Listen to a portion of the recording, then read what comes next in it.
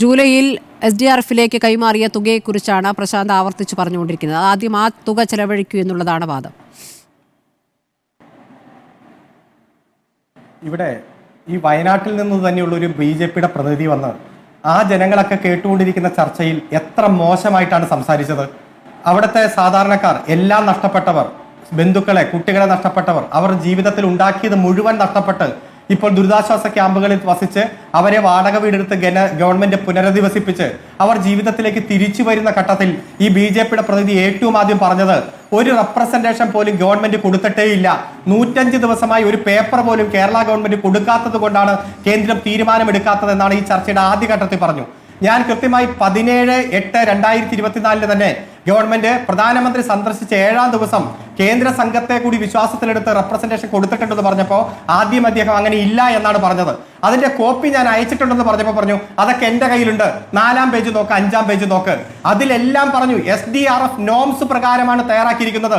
ഈ രാജ്യത്ത് പാർലമെന്റ് പാസാക്കിയ നിയമപ്രകാരം ഏത് ഡിസാസ്റ്റർ മാനേജ്മെന്റ് വിഷയത്തിലും തയ്യാറാക്കേണ്ട മെമ്മോറാണ്ടം നോംസ് പ്രകാരം കേന്ദ്ര പ്രതിനിധി സംഘത്തിന്റെ എല്ലാ ആശീർവാദത്തോടെ അംഗീകാരത്തോടെ തയ്യാറാക്കി സമർപ്പിച്ചിട്ട് അത് മുന്നിൽ വെച്ചുകൊണ്ട് നുണ പ്രചരിപ്പിക്കുന്നു.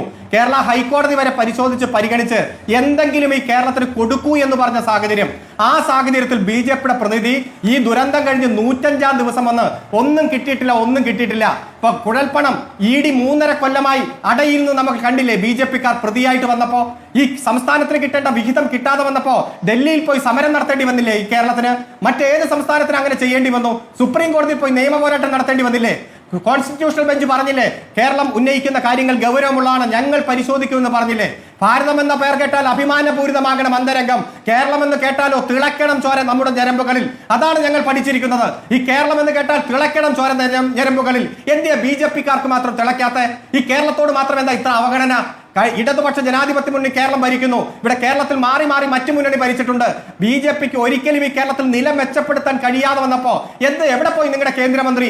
എന്തിനും ആക്ഷൻ ഹീറോ പറയുന്ന ആ കേന്ദ്രമന്ത്രി ഇവിടെ പോയി ഔട്ട് എന്ന് പറഞ്ഞ് പത്രക്കാരെ മാറ്റി നിർത്തുകയല്ലേ? ഇവിടെ വയനാട്ടിന്റെ കാര്യം ചോദിക്കുമ്പോൾ ഇതെല്ലാം ജനങ്ങൾ കേൾക്കുന്നുണ്ട്. ഈ ദുരന്ത മുഖത്ത് നിൽക്കുന്ന ജനങ്ങളെ ഉറ്റിക്കൊടുത്ത് അവരെ ഇപ്പോഴും വഞ്ചിച്ച് ഇപ്പോഴും തെറ്റിദ്ധരിപ്പിക്കുകയാണ് നിങ്ങൾ. ഇവിടെ സംസ്ഥാനത്തിന് കിട്ടേണ്ട അർഹതപ്പെട്ട വിഹിതം തരുമ്പോൾ അത് വയനാട് പാക്കേജാണ്. ഇനിയും നാണമില്ല നിങ്ങൾക്ക് ഇങ്ങനെ പറയാൻ? എന്തേ ഹൈക്കോടതിയിൽ പറയാൻ നിങ്ങൾക്ക് ധൈര്യമില്ലാതെ പോയത്? എല്ലാ സംസ്ഥാനങ്ങൾക്കും കിട്ടുന്ന അർഹതപ്പെട്ട വിഹിതം അത് കേരളത്തിൽ എവിടെ ഡിസാസ്റ്റർ മാനേജ്മെന്റ് പ്രവർത്തനം നടത്തേണ്ടി വന്നാലും ചെലവഴിക്കേണ്ട തുക അത് അർഹതപ്പെട്ടതാണ്. ഇവിടെ നിന്ന് പിരിച്ചുകൊണ്ടു പോകുന്ന നികുതിയുടെ വിഹിതം കൂടിയാണ്. അല്ലാതെ വയനാടിന് ഒരു നയാ പൈസ നിങ്ങൾ തന്നിട്ടില്ല. ഇതുമായി ബന്ധപ്പെട്ടുകൊണ്ട് മുഴുവൻ നിങ്ങൾ നുണ പറയുകയാണ്. പാക്കേജുകൾ കൃത്യമായി പ്രഖ്യാപിക്കും എന്ന് പറഞ്ഞ് പ്രധാനമന്ത്രിയെ ഞങ്ങൾ വിശ്വാസത്തിലെടുത്തു.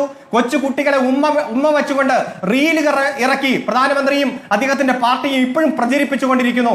ഇവിടെ കേന്ദ്ര സംഘം 3 ദിവസം ഓഗസ്റ്റ് മാസം 7 മുതൽ 10 വരെ പ്രധാനമന്ത്രിക്കൊപ്പം ഇവിടെ സന്ദർശിച്ച് ഉണ്ടാക്കിയ ആ നോംസ് പ്രകാരമുള്ള റെപ്രസെന്റേഷൻ ആണ് നിങ്ങൾ തള്ളി പറയുന്നത്. ഇങ്ങനെ എത്ര നിങ്ങൾ തള്ളി പറഞ്ഞാലും വയനാട് ജനത, കേരള ജനത, ലോകത്താകമുള്ള മലയാളികൾ BJPയോട് ഇതിന് പകരം ചോദിക്കും.